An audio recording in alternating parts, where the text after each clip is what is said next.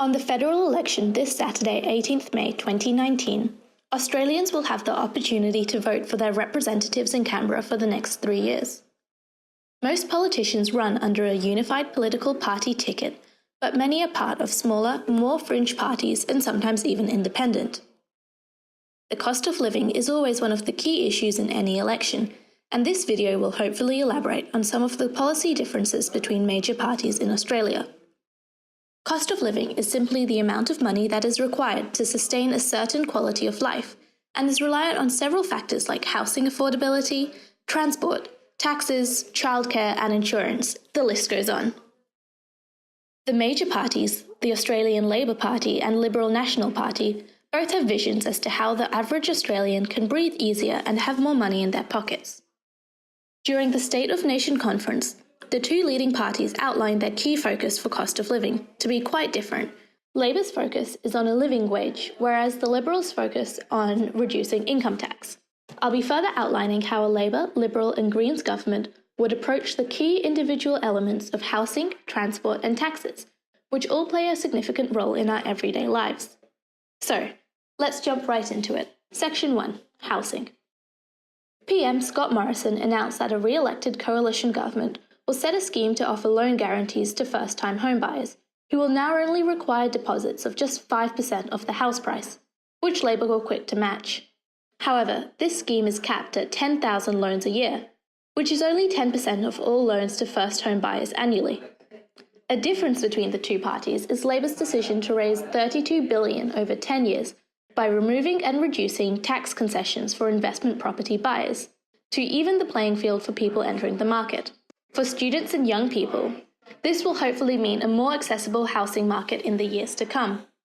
The Greens have similar ideas to Labor and would plan to phase out negative gearing and capital gains tax over 5 years, and use that money to fund affordable housing to help reduce homelessness.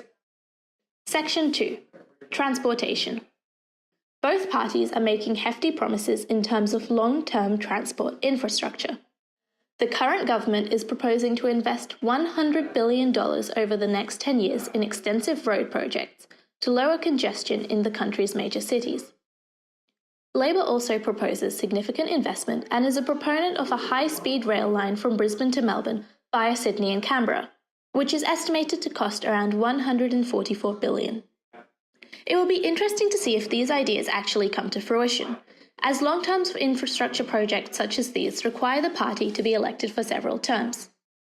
A fun side note, Labor has an ambitious plan to reduce carbon emissions by having electric vehicles make up 50% of new car sales by the year 2030. Trips on Melbourne's public transport network are set to increase by 76%, or 878,000 extra trips between 2015 and 2030. In Victoria, at least, during our 2018 state election, the Greens promised to run 10-minute train and tram services from 6 a.m. to 9 p.m, 7 days a week, a policy not matched by the government nor the opposition. Section 3. Income tax. This April, a $158 billion income tax relief package was the centrepiece of the coalition's budget, with Labor also laying out a thorough tax cut plan. For the lowest paid workers in the country, Labor is offering better benefits than the coalition, offering Australians earning less than $40,000 a year up to a 30% higher tax offset than the coalition. This would mean that for a worker earning $35,000 a year, they would gain a tax offset of $255 under the coalition, which would increase to $350 a week under Labor. As your income increases to median and above, the Liberal Party's tax break policy benefits you more. The Liberal Party also plans to remove the top tax bracket entirely, meaning those earning between $120,000 and $200,000 would have their tax rate slashed from 37% to 30%, saving Australia's top earners thousands of dollars a year.